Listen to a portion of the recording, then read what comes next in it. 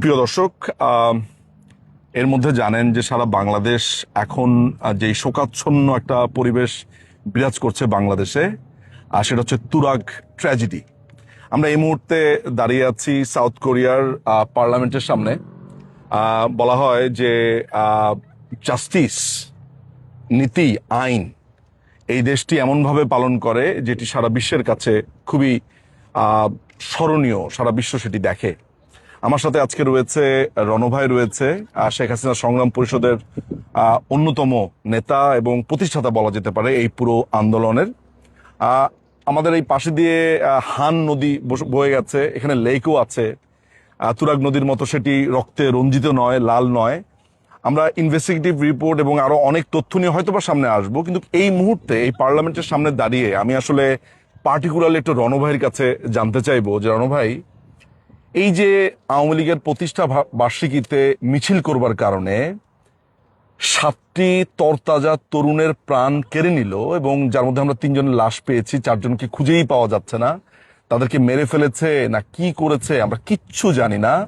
আরেকটি খবর আছে, ফেনীতে এক যুবলীগ নেতা যিনি মাত্র ছাড়া পেলেন, জেল থেকে জামিন পেলেন, ঘরের সামনে তাকে নৃশংসভাবে কুপিয়ে হত্যা করা হলো। রণভাই, আপনি তো একটা দীর্ঘ সময় এই দেশটাতে থাকেন, এই কোরিয়ার মতো একটা দেশে যেখানে কোনো হানাহানির চিহ্ন দেখিনি। আমি আপনার কাছে একটু জানতে চাই যে একটা মিডিয়াতে কোনো কথা নাই, কোনো মানুষ কথা বলছে না, মনে হয় যে মানুষ মারা যায় নাই, পশু মারা গেছে, যেন পশু পাখি যেরকম মারা গেলে, মশা যেরকম মারলে কারো কোনো আওয়াজ নেই। আপনি কি ভাবছেন এই পার্লামেন্টের সামনে দাঁড়িয়ে? আমি একটু আপনার কথা শুনতে চাই। নিজুম ভাই, আপনার মাঝে আপনার দর্শক শ্রোতাদেরকে আমি আমার দক্ষিণ কোরিয়া থেকে আমি তোফাজ্জল হোসেন রণ, আমি আপনাদের সবাইকে, এই ভিডিও যারা দেখবেন, প্রিয় দেশবাসী এবং প্রবাসী ভাই বোন বন্ধুদেরকে আমি সংগ্রামী সালাম এবং শুভেচ্ছা জানাচ্ছি। নিজুম মজুমদার ভাই অত্যন্ত বলিষ্ঠ কণ্ঠের একজন মানুষ, প্রতিবাদী একটা কণ্ঠ। উনি পৃথিবীর এই প্রান্ত থেকে ওই প্রান্ত ছুটে বেড়াচ্ছেন মানব অধিকার রক্ষার জন্য, দেশের স্বাধীনতা সার্বভৌমত্বের পক্ষে যারা কাজ করে, যেখানেই জয় বাংলা স্লোগান আছে উনি ওখানেই ছুটে বেড়াচ্ছেন। তো তারই সুবাদে আগামী 28শে জুন আমাদের দক্ষিণ কোরিয়াতে বাংলাদেশ আওয়ামী লীগের সাফল্য এবং গর্বের যে 77তম জন্মবার্ষিকী, সেই অনুষ্ঠানটা আমরা আগামী রবিবার বেলা 1টা থেকে দক্ষিণ কোরিয়াতেই আমার পাশেই ইয়ংসান সিটি হলে আমরা একটা অনুষ্ঠান অনুষ্ঠিত করতে যাচ্ছি। উনি আমাদের মাঝে এসেছেন গেস্ট হিসেবে, আমার দাওয়াতে উনি এসেছেন। আমি আন্তরিকভাবে জনাব ব্যারিস্টার নিজুম মজুমদার ভাইকে আন্তরিকভাবে দক্ষিণ কোরিয়া প্রবাসী সকল বাংলাদেশের পক্ষ থেকে, সকল স্বাধীনতার পক্ষের মানুষের পক্ষ থেকে আন্তরিক শুভেচ্ছা এবং অভিনন্দন জানাই। ভাইয়া যে প্রশ্ন আমাকে করেছেন, আমি অত্যন্ত মর্মাহত যখন ফেসবুকে এই মানুষের অর্ধগলিত লাশের চিত্র যখন আমরা দেখি প্রবাস থেকে, তখন সত্যি আমার মনে হয় যে বাংলাদেশটা কি বাংলাদেশ আছে, নাকি এটা আফ্রিকার কোনো জঙ্গি রাষ্ট্র? আজও কি বাংলাদেশে সভ্য মানুষের বসবাস আছে? মনে হয় না যে ভিয়েতনামের একটা কিলিং ফিল্ড? হ্যাঁ, এটাই মনে হচ্ছে যে ভিয়েতনামের যে একটা কিলিং ফিল্ড, যে ভিয়েতনামের যুদ্ধে আমেরিকা যেভাবে নৃশংসভাবে ভিয়েতনামের মানুষগুলিকে মেরেছিল, ঠিক তেমনি ভাবে আমার মনে হয় যে এটা একটা ভিয়েতনামের একটা কিলিং ফিল্ডের মতো। বাংলাদেশ, আমি মুসলিম অধ্যুষিত একটা দেশ, আমি এই দেশের মানুষের বিবেকের কাছে জিজ্ঞাসা করতে চাই যে কোন কোন কোন আইনে এবং কোন ধর্মে আছে যে মানুষকে এভাবে নৃশংসভাবে হত্যা করা হোক? বাংলাদেশে মানুষের জীবনের মূল্য পাখির জীবনের মূল্য চেয়ে, একটা অদম কুকুরের জীবনের মূল্য চেয়ে মানুষের জীবনটা অর্থহীন হয়ে গেছে এই বাংলাদেশে। আমি যখন পত্রপত্রিকায় এই যে তুরাগ ট্র্যাজেডি, তুরাকে যে 7টা মার্ডার, যেখানে 3টা লাশ অর্ধগলিত অবস্থা পাওয়া গেছে, যেটা আমরা ফেসবুক সোশ্যাল মিডিয়াতে আমরা দেখতে পাচ্ছি, এটা দেখার পরে সত্যি সত্যি সাধারণ মানুষের, আমি একজন প্রবাসী, আমি দীর্ঘ 7 সমুদ্র 13 নদী পার হয়ে অনেক দূরে বসবাস করি, আমার হৃদয়ে রক্তক্ষরণ হচ্ছে। তাহলে বাংলাদেশের মানুষের কি বিবেক বলতে কিছু নাই? বিবেকবান মানুষ কি বাংলাদেশে নাই? আপনাদের বিবেকে রক্তক্ষরণ হয় না? আপনারা কেন এটার বিরুদ্ধে আন্দোলন সংগ্রামে ঝাঁপিয়ে পড়েন না? কেন এটার প্রতিবাদ করেন না? আজকে আমার ভাইয়ের গায়ে হাত দিয়েছে, আমার বোনের গায়ে হাত দিয়েছে, কালকে আপনার বোনের অসম্মানী শ্লীলতাহানি করবে ওরা, আপনার বোনের গায়ে হাত দিবে, আপনার ভাইকে মেরে ফেলবে।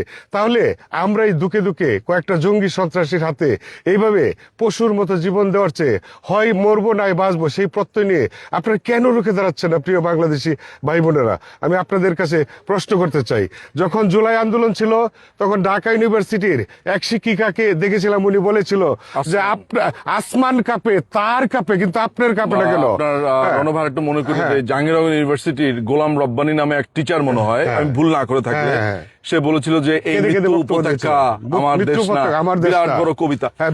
আমি মনে হয় রণভাইয়ের সাথে একটু একটা জায়গাতে একটু অ্যাড করি। কয়দিন আগে একটা ছেলেকে, সে সম্ভবত জাহাঙ্গীরনগর ইউনিভার্সিটির কোন এক সমন্বয়ক ছিল, আমরা জানিও না সেই ছেলেকে জামা কাপড় কে খুলেছে না খুলেছে, তাকে বলা হচ্ছিল যে আমি জুলাই যোদ্ধা বল, এরকম ভাবে সবাই দোষ দিচ্ছিল ছাত্রলীগকে। কোন রকমের কোনো প্রমাণের কিন্তু কোনো প্রয়োজনই নাই ওটা ছাত্রলীগ ছিল কি ছিল না। এই ছোট ছোট ছোট ছোট ঘটনা পেলেই ছাত্রলীগ আওয়ামী লীগকে এখনো ঠিক আগের মতো বিদ্ধ করছে। অথচ এটাকে আমরা ইংরেজিতে বলি white elephant in the room. White elephant in the room হচ্ছে একটা একটা একটা ফ্রেজের মতো, অর্থাৎ আপনার ঘরে দিয়ে হাতি হেঁটে যাচ্ছে, আপনি হাতি দেখেন না, আপনি মশা নিয়ে চেঁচামেচি করছেন। দেখেন রণভাই, এখানে তো আপনার সাথে ঘুরলাম, আমি মানুষজনকে দেখলাম, মানে হ্যাঁ না, মানে আমি এখানকার মানুষগুলোকে দেখেছি। আমার কাছে মনে হয় এখানকার মানুষগুলোকে দেখে মনে হয় যে এরা যদি খালি একটু শোনে জানে, আমার মনে হয় ওরা মনে করবে যে আমরা মনে কোনো রূপকথার কোনো গল্প বলছি, আমরা মনে হয় এক অদ্ভুত জীবনের গল্প বলছি।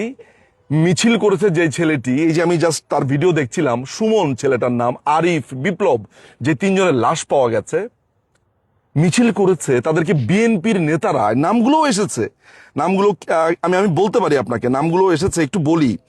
যেমন এই যে তুরাগ থানা বিএনপি সাংগঠনিক সম্পাদক আবুল মাতবর, ধৌর আশুতিয়া ইউনিট বিএনপি সভাপতি রাশেদ খান সুজন, মামুন পারভেজ তন্ময়, তুরাগ থানা যুবদল, জাকির হোসেন অর্ণব।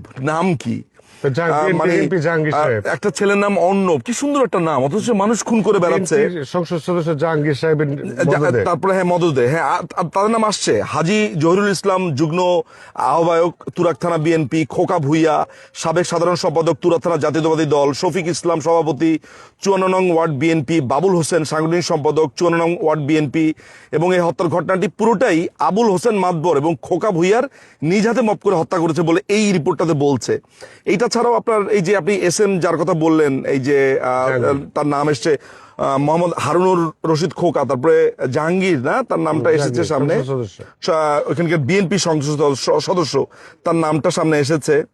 আমরা বলছি সেইটার নাম যে এএসআই মতিউর, সেখানে পুলিশের পুলিশের এএসআই। আজকে তাকে আমি অনেকবার ফোন দিয়েছি, নানান রকমের নাম্বার থেকে ট্রাই করেছি, ফোন ধরেনি। সে ফোন ধরার মতো সেই সাহসতা নেই। চিন্তা করে দেখেন, রাষ্ট্রীয়ভাবে খুন করে ভাসিয়ে দেওয়া হচ্ছে। নারায়ণগঞ্জে 7টা খুন হওয়ার পরে বাংলাদেশ আওয়ামী লীগ সেই সময় যেভাবে ব্যবস্থা নিয়েছে, সেই আমলেই তাদের ফাঁসির হুকুম হয়েছে।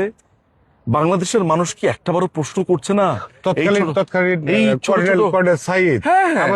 আমাদের জোশিত যে একজন মুক্তিযোদ্ধা, আমাদের মায়া চৌধুরী, মায়াবাইয়ের মেয়ের জামাই, তাকেও কিন্তু রেহাই দেওয়া হয়নি। না না, আমার কথা হচ্ছে যে এই যে আমরা কিলিং ফিল্ড বলছি, এই হত্যার কতদিন, মনে হচ্ছে যে এরকম আরো হবে, আমরা ক্রমাগত ভাবে এগুলো বলতেই থাকবো। আমার প্রশ্ন আসছে যে আপনি মিছিল করার অপরাধে আপনি মেরেছেন, পিটিয়েছেন এবং আপনি নদীতে ফেলে দিয়েছেন, এবং লাশ পাওয়ার পরে বলছে পিকনিক করতে গিয়ে নাকি এরা মারা গেছে। অদ্ভুত ভাইয়া, সবচেয়ে আশ্চর্যের ব্যাপার যেটা আমার কাছে মনে হয়, গুটি কয়েকটা মানুষ নিজের স্বার্থ চরিতার্থ করার জন্য এই দেশটাকে বিক্রি করে খাওয়ার উদ্দেশ্যে পুরা জাতির উপরে এই কলঙ্কের দায়ভার তারা চাপিয়ে দিচ্ছে। প্রিয় দেশবাসী এবং প্রিয় বাঙালি জাতি, আমার জাতির উদ্দেশ্যে আমি বলতে চাই যে দেখেন, এই দেশে কে আওয়ামী লীগ না করেছে? যারা আজকে বিএনপি নেতৃত্ব দিচ্ছে, যারা জাতীয় পার্টির নেতৃত্ব দিচ্ছে, যারা বিভিন্ন অঙ্গ সংগঠনের নেতৃত্ব দিচ্ছে, কে আওয়ামী লীগ করে নাই? কে ছাত্রলীগ করে নাই? Only one political party in Bangladesh Awami League. বাংলাদেশের সৃষ্টি লগ্ন থেকে যেই দলের হাত ধরে বাংলাদেশের জন্ম হয়েছে, সেই দলের সদস্য কে না ছিল? জেনারেল জিয়াউর রহমান কি বঙ্গবন্ধুর নির্দেশে কাজ করেন এই বাংলাদেশে? অবশ্যই অবশ্যই কাজ করছে। তাহলে আজকে যারা এই যে সার্জিস নাহিদ, আজকে যে আপনারা এই যে শিবিরের যে নেতা সাদিক কায়ুমকে দেখতেছেন, এরা তো সবাই 17 বছর আওয়ামী লীগ ক্ষমতা থাকাকালীন আওয়ামী লীগের সুবিধা নিচ্ছে, অতিরিক্ত সুবিধার লোভে আজকে দেশটাকে ধ্বংসের দিকে ঠেলে দিয়ে নিজেদের স্বার্থ চরিতার্থ করার জন্য আজকে দেশ বিরোধী কথাবার্তা বলছে, দেশকে আমেরিকার কাছে বেচে দেওয়ার জন্য পায়তারা করছে, নীল নকশা করছে।